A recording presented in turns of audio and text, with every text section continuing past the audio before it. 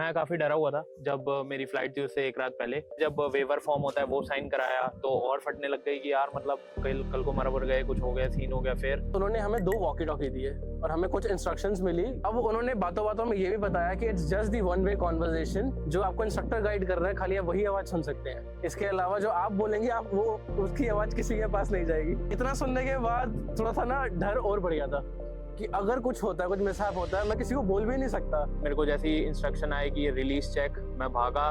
फिर at the end जब जहाँ पे क्लिफ खत्म होती है, जहाँ से आपको जंप करना है, वहीं जाके मेरे कदम रुक गए और मुझे बहुत ज़्यादा गालियाँ पड़ी। काफ़ी इंसल्टिंग था वो चीज़, क्योंकि यार 8 दोस्त जो 7-8 लोग थे वो ही नहीं थे, और भी लोग थे मेरे साथ में। जस्ट इमेजिन जो इलेक्ट्रिक पोल होता है, जो बड़े बड़े टावर्स होते हैं, उसको आप 1000-2000 इंटू कर दोगे ना, एक लाइन में खड़ा कर दोगे, वो इतना सा दिख रहा था। हम यही सोचते हैं कि यार अपना न्यू ईयर्स है तो कहीं बाहर सेलिब्रेट करेंगे, कुछ नया करेंगे। और मैं न्यू ईयर की नाइट पे ही मैंने कुछ नया एक्सपीरियंस करा।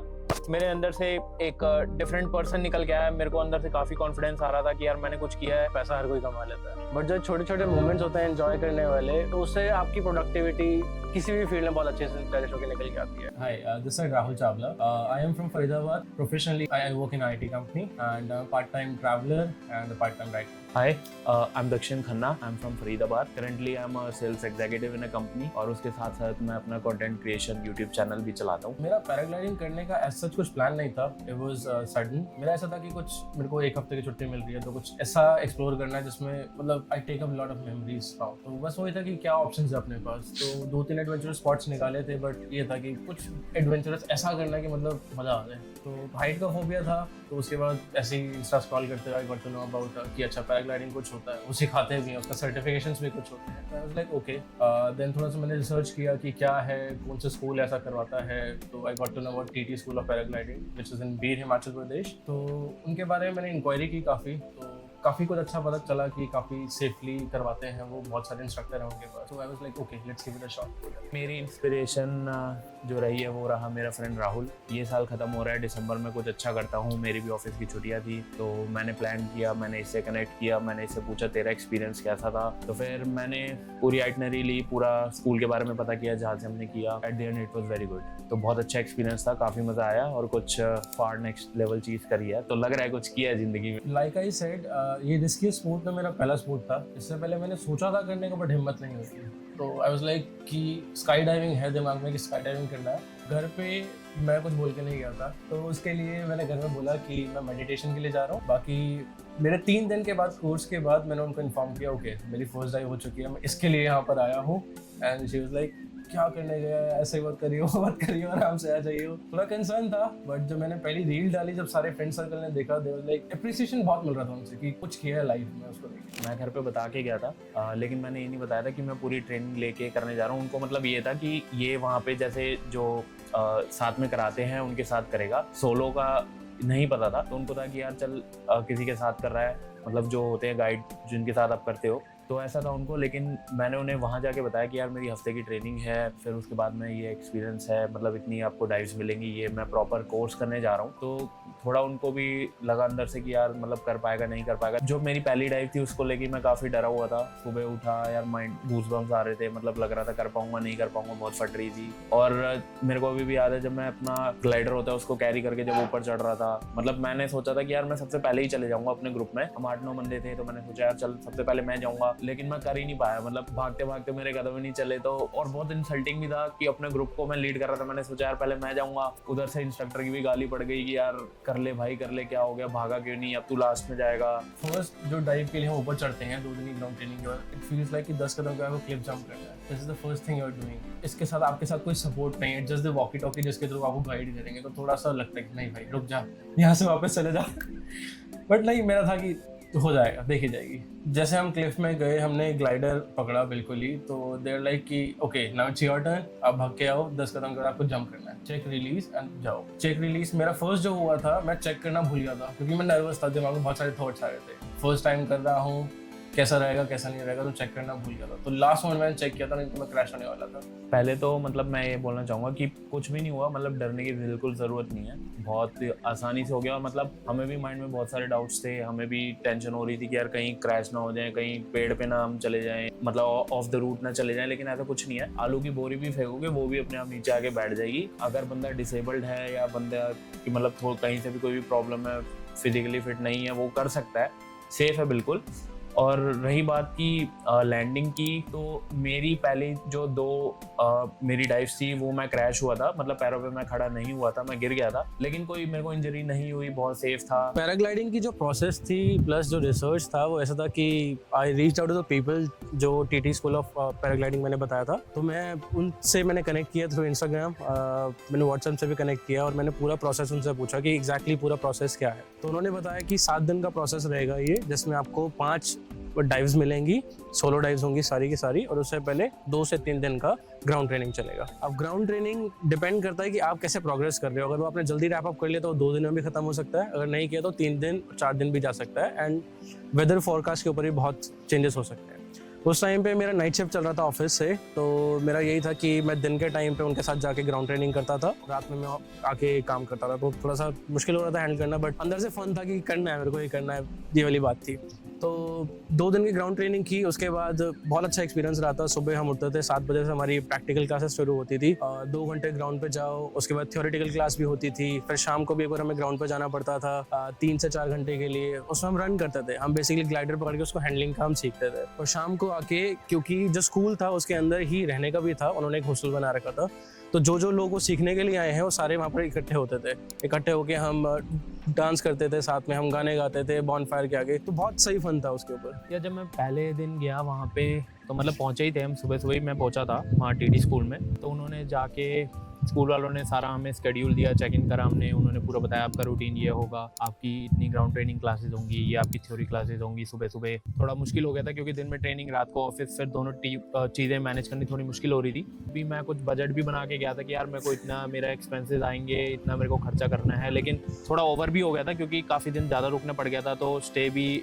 रुकना, खाना पीना, और फिर हमने यार बीच में वेले भी हो गए थे, बारिश हो रही थी, स्नोफॉल हो रही थी, क्या करें। तो हमने काफ़ी वहाँ पे एक्सप्लोर भी किया, टेम्पल्स, मोनेस्ट्रीज, तो काफ़ी हम घूमे। रात को हम अपना गेड़ी मारते थे, बढ़िया अपना खाते पीते थे, कार्ड्स वगैरह खेलते थे, ड्रिंक करते थे, तो यार वो भी बड़ा अच्छा एक्सपीरियंस था। तो बेसिकली जो पैराग्लाइडिंग का पूरा पैकेज होता है, जो मेरी इंक्वायरी के थ्रू मेरे को पता चला था, दैट इज 25,000। वो 7 डेज का आपका है। उसके बाद आपका रहना खाना सब कुछ आपका अलग से होगा। तो जो उनका अंदर से हॉस्टल थे, जो उन्होंने अपने प्रेमाइसेस बना रखे हैं साथ में ही, स्कूल के साथ में ही, तो मुझे पड़ा था 1200 पर डे के हिसाब से रूम पड़ा था, प्लस उनका 150 का लंच होता है और डिनर होता है, 100 रुपीज़ की उनकी थाली होती है ब्रेकफास्ट की। तो टेंटेटिव अगर आप 1 वीक के लिए प्लान कर रहे हो या 8 डेज या 9 डेज के लिए प्लान कर रहे हो, तो it should not cross more than 35,000। उसमें आपको कवर हो जाएगा, विच इंक्लूड आपका स्टे भी और खाना भी। देखो, जब आप जा रहे हो पैराग्लाइडिंग करने के लिए, आप जब अपनी ट्रेनिंग के लिए जा रहे हो, तो आपको ऐसा कुछ लेके जाने की ज़रूरत तो नहीं है। आपको बस अपना माइंड प्रिपेयर करना है कि यार मेरे को जाके ये चीज़ करनी है। बाकी वहाँ पे सारे इक्विपमेंट्स, हर चीज़ काफ़ी सेफ है,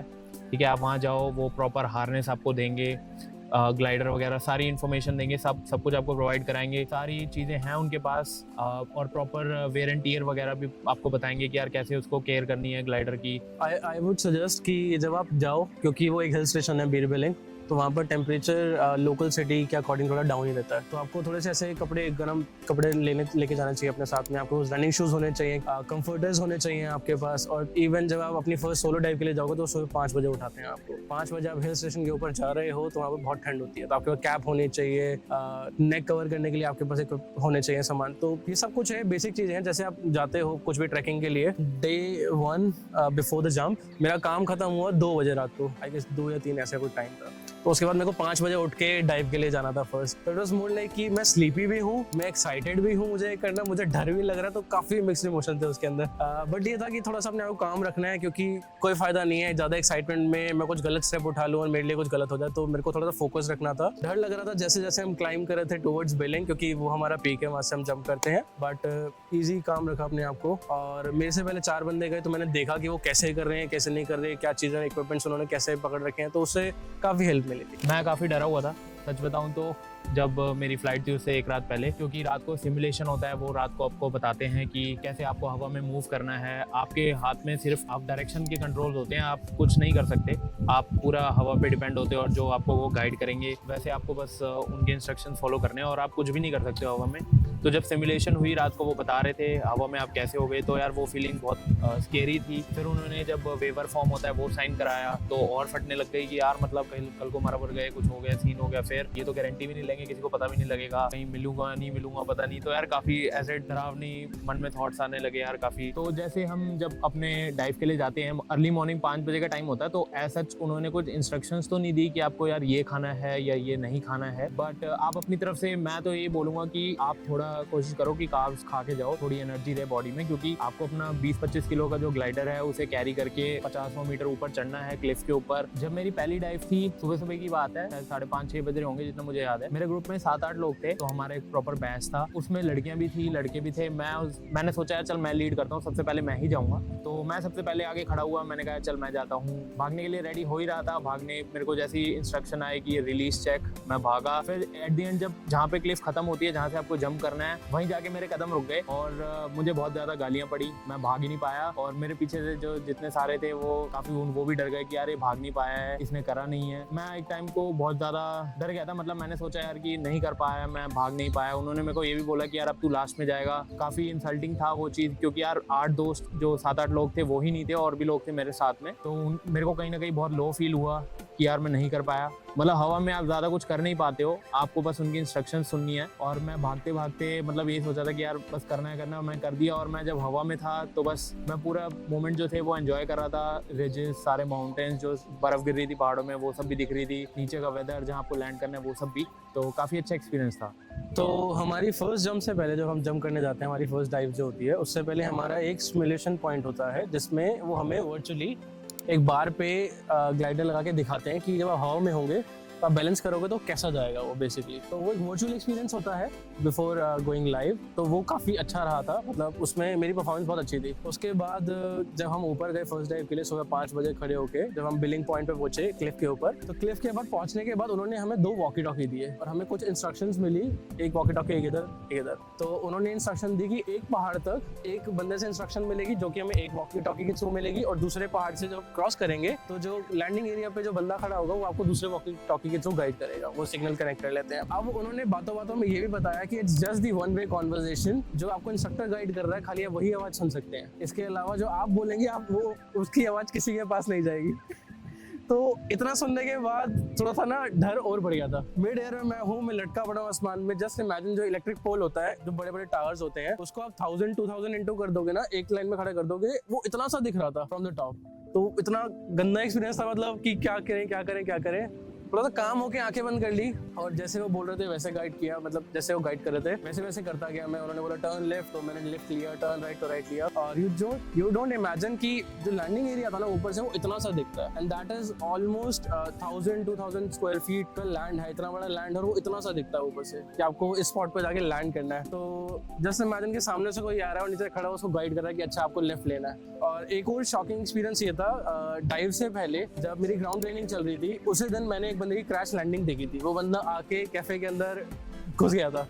तो कुछ ऐसे मोमेंट्स थे जिसने डर बढ़ा दिया था, बट मन में विश्वास था कि इतना कुछ सोच के आए हैं, इतने पैसे इन्वेस्ट कर दिए हैं, तो करना है, अपने फियर को बीट करना है। तो वो बहुत अच्छा था कि एटलीस्ट कर ही दिया। और जब मैं लैंडिंग के टाइम पे जा रहा था तो मेरे को हाइट का फोबिया है, तो जैसे ही मैं क्लोज आ रहा हूँ लैंडिंग एरिया के, तो दिमाग में थॉट था कि सही होगा कि नहीं होगा, कैसे मैं लैंड करूंगा, कैसे नहीं करूंगा। तो मिक्स थॉट्स भी थे, और साथ में मेरे को गाइडेंस भी मिल रही थी। नीचे जो इंस्ट्रक्टर थे वो गाइड कर रहे थे प्रॉपर कि आपको टर्न राइट करना है, टर्न लेफ्ट करना है। एक मोमेंट ऐसा आया था जब वो कुछ गाइड कर रहे थे और मेरे मिक्स इमोशंस उस पर भारी पड़ गए और मैं उनकी सुन भी नहीं पाया, उनके इंस्ट्रक्शंस। बट लकीली उसके बाद ही बहुत अच्छे तरीके से गाइड किया। मेरी एक इंस्ट्रक्शन मिस भी हो गई थी, उसके बाद भी उन्होंने मेरे को सेफली लैंड कराया। उन्होंने पहली लैंडिंग जो मेरी हुई थी, मैं पैरों के दम पे खड़ा हुआ था। तो जब मेरी पहली डाइव थी, जब मैं टेक ऑफ कर चुका था उस टाइम पे बहुत ज़्यादा टर्बुलेंस हो रही थी, बहुत ज़्यादा वेदर ख़राब था, अर्ली मॉर्निंग थी और बारिशों के दिन थे, थोड़ा वेदर क्लियर था, तो हमें सिग्नल मिला कि यार आप फ्लाई करो। तो पहली मेरी जब डाइव थी मैं हवा में था, बहुत ज़्यादा हवा ख़राब थी, बहुत तेज़ हवा चल रही थी, काफ़ी डर लग रहा था मुझे। और उस टाइम पे आप होता क्या है ना कि आप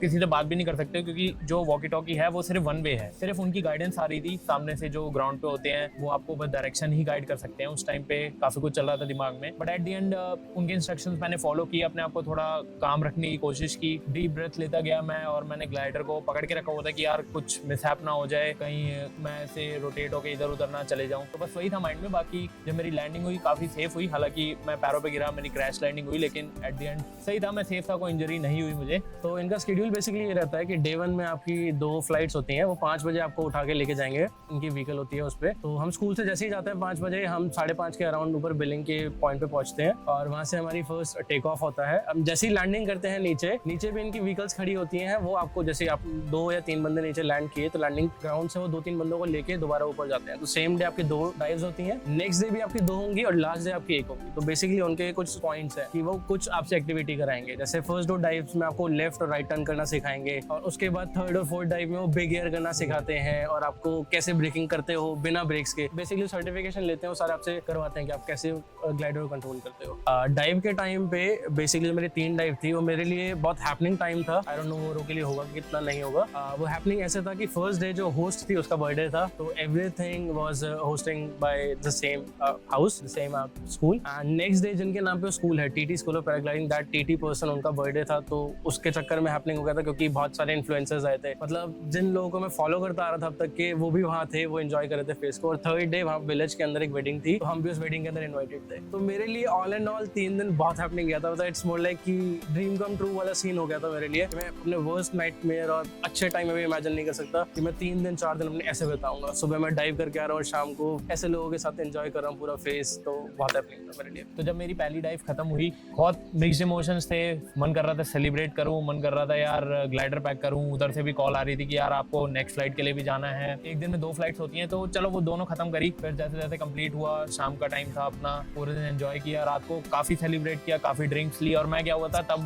क्रिसमस न्यू ईयर का टाइम था, और मैं न्यू ईयर की नाइट पे ही, मतलब उसी दिन ही मैंने कुछ नया एक्सपीरियंस करा। मेरे अंदर से एक डिफरेंट पर्सन निकल के आया, मेरे को अंदर से काफी कॉन्फिडेंस आ रहा था कि यार मैंने कुछ किया है। मेरे को ऐसा भी लग रहा था यार मैं कल को अगर मैं बहुत ज्यादा लो फील करता हूँ तो यार मैं उस टाइम पे अपनी ये वीडियो देखूंगा कि यार मैंने जिंदगी में कुछ किया है, मैंने अपना फियर ओवरकम करा है, मैंने मौत को मात दी है, वैसा टाइप फीलिंग थी। मेरे लिए भी kind of same he emotions थे। जब मेरा पहला लैंड हुआ तो मेरा बैच एक्चुअली बहुत अच्छा था, तो उसके अंदर इंजीनियर्स भी थे, उसमें आर्मी का भी बंदा था, उसके अंदर एक डॉक्टर भी था। हम जैसे लैंड हुए, मेरे मन में ये था कि काफी टाइम से कि मेरे को चीज केक खाना, मेरे को ब्लूबेरी चीज केक खाना है। आई वाज लाइक जैसे ही खत्म होगा आई गो टू दिस कैफे, उसका चीज केक बहुत फेमस है और सबसे पहले वो ट्राई करूंगा। हमने केक खाया, जूसेस वगैरह पिए। उसके बाद इट्स मोर लाइक कि जब हम वापस स्कूल के अंदर आए, कैंप के अंदर वापस आए, तो हमारा जैमिंग चल रहा था प्रॉपर। जैसे मैंने बताया कि मेरे होस्ट का बर्थडे था, हमने खूब डांस किया, अच्छे से पार्टी की थी। तो भाई मैं आप लोगों को यही मैसेज देना चाहूंगा, जो भी जिसके भी माइंड में फियर है या जिसको भी लगता है यार मैं कर पाऊंगा नहीं कर पाऊंगा, ऐसा कोई डरने वाली बात नहीं है, ठीक है। अपने अंदर बस बिलीव रखो कि यार मैं कर लूंगा, ट्राई करते रहो, जरूर होगा। आप बस अपना हार्डवर्क करते रहो और बिल्कुल फोकस्ड रहो। ड्यूरिंग द जर्नी जो चीज़ मैं वहाँ से लेकर आया हूँ, एक ये था कि जितना मैं सोच के गया था कि मेरे को इतना डर लगेगा, ऐसा होगा वैसा होगा, ऐसा कुछ भी नहीं हुआ। Everything went well easily. वो वेल रिकग्नाइज स्कूल है, तो उनके पास सेफ्टी मेजर्स वैसे रहते हैं, उनके पास बहुत सारे असिस्टेंट हैं, तो काफ़ी अच्छे तरीके से गाइड करते हैं। मतलब आई वुड से अगर 20 स्टूडेंट भी आ रहे हैं उनके पास गाइड करने के लिए, तो उनके पास एटलीस्ट 25 बंदों का स्टाफ है जो प्रॉपर्ली सबको गाइड करता है, सबकी हेल्प करता है। अब पैराग्लाइडिंग हो गया, मेरा मेन तो स्काई डाइविंग था, बट स्काई डाइविंग से मैं पैराग्लाइडिंग पे आ गया था। And the next adventure sport I want to opt for that is surfing. मेरे को करनी है स्कूबा डाइविंग, वो होती है अंडमान निकोबार आइलैंड्स, लेकिन उसके लिए पहले आपको स्विमिंग सीखनी पड़ेगी, ठीक है, क्योंकि स्कूबा होती है अंडर वाटर, आपको ब्रीदिंग वगैरह सारी चीजें पता होनी चाहिए। उसी की पहले ट्रेनिंग लेंगे, वही सीखेंगे। पहले स्विमिंग तो मैं लोकल यहाँ भी सीख सकता हूँ, उसके बाद फिर स्कूबा के लिए जाएंगे। तो जो व्यूअर्स ये देख रहे हैं, मैं उनको ये सजेस्ट करूंगा, देखो पैसा हर कोई कमा लेता है, बट जब छोटे छोटे मोमेंट्स होते हैं एंजॉय करने वाले, मैंने तो शुरू ही देखो एडवेंचर स्पोर्ट से किया है। तो अगर आप ऐसे कोई भी मोमेंट्स उठाते हो, कोई भी स्पोर्ट करते हो, उसके बाद ना आपका कॉन्फिडेंस लेवल अलग ही बूस्ट हो जाता है। तो मैं ये सजेस्ट करूंगा कि जो आप भाग दौड़ में हो, रैट रेस के अंदर हो, उसको थोड़ा सा साइड रखिए। अगर आप ऐसे मोमेंट्स निकाल के, टाइम निकाल के ऐसे मोमेंट्स एंजॉय करो। भाई जिस भी चीज का आपके अंदर पैशन है भाई, वो चीज आप फॉलो करो। पर मैं ये चाहता हूँ कि आप अपने लिए भी टाइम निकालो। काम धंधा, पैसा कमाना, ये सब चीज तो हर कोई करता है, लेकिन मेमोरीज बनाओ। ये सब चीजें जो लाइफ टाइम रहती है। जब आप डेथ बेड पे होगे, आपको आपके माइंड में ये सब नहीं चल रहा होगा कि यार मैंने इतने पैसे कमा लिए तो ये कर लिए। लिए होता है। आपके मन में होगा यार मैंने अपने माँ बाप के साथ इतना टाइम स्पेंड किया होता, आपके माइंड में होता कि यार मैं काश यहाँ घूमा होता, मैंने यार ये चीज़ एक्सपीरियंस करी होती। हफ्ते की छुट्टी मिलती है, साल में एक बार दिसंबर क्रिसमस की छुट्टी मिलती है, दिवाली की मिलती है, जब भी जाओ अपनी फैमिली के साथ, अपने दोस्तों के साथ टाइम स्पेंड करो।